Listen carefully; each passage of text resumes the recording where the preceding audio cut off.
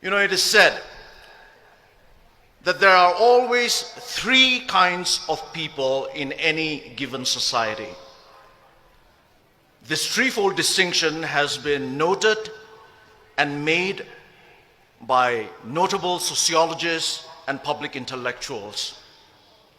But this threefold distinction of the three kinds of people, it was first identified and first stated by the supporters and founders of democracy in ancient Greece.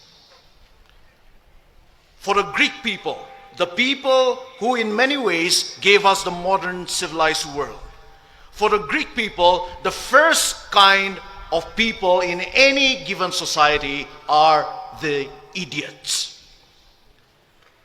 For the Greeks, the idiot is not necessarily someone who is mentally deficient. Rather, for ancient Greek people, the idiot, they said, is someone who is a totally private person, a totally self-centered person, and a totally selfish person. They called him the idiot. The idiot, he is always out for his personal gain and his personal interests.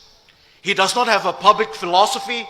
He has no knowledge, no skill, no character, and no virtues to be able to live and to be able to contribute in a flourishing society and community. He's all out for his personal pleasures and for his personal treasures. And the Greeks said that the idiot was just an upgraded barbarian. The first kind of person, the idiot.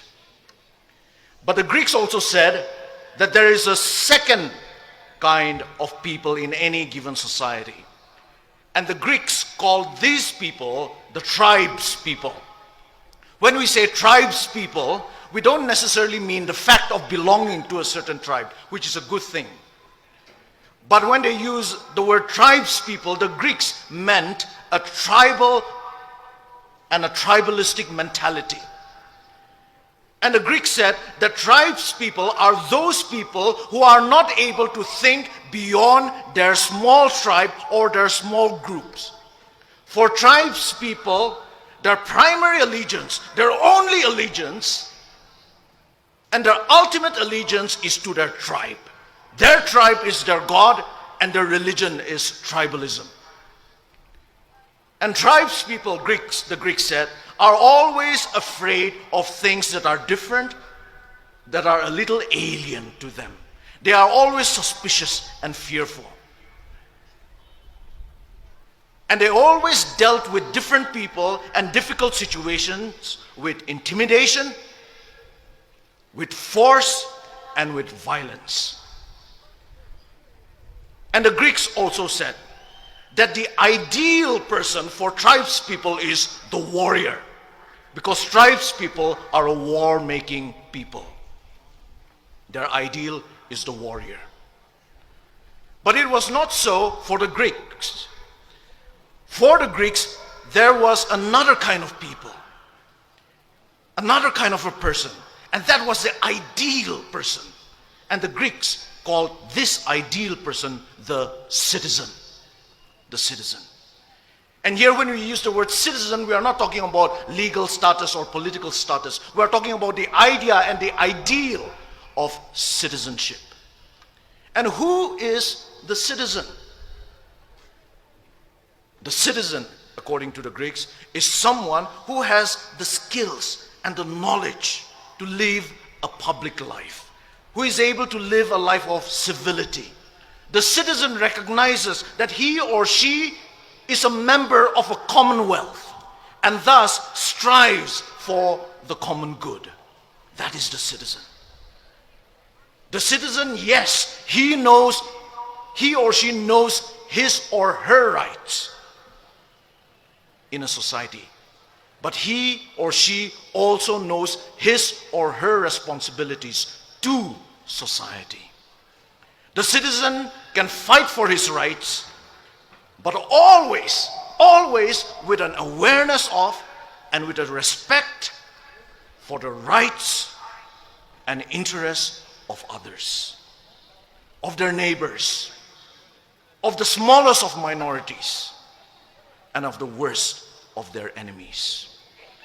And it is citizens, the Greeks said, that make up a civilized society. Because citizens settle their differences with civility. So they produce a civilized society. A society that truly lives up to the meaning of the name society. Society literally means friendship and friendliness. That is the threefold distinction that the Greeks have given us. That is the choice that each and every individual, wherever he or she may be, has to make in a society. And I believe that that is the choice that starkly faces us Naga people today. Will we be idiots, living only for ourselves? Will we be tribalistic, tribes people, unable to think beyond our tribes and our small groups? Or will we be citizens? Citizens in the best sense of the word. Today, on this historic day, I believe I want to make my choice. And I also believe that you will want to make your choice. And I hope you and I will take that right choice. And it is with that hope that I want to finally address you, ladies and gentlemen, as my fellow Naga citizens. May God bless you, and may God bless our Naga people. Thank you. Thank you, Dr. Kevichu, sir.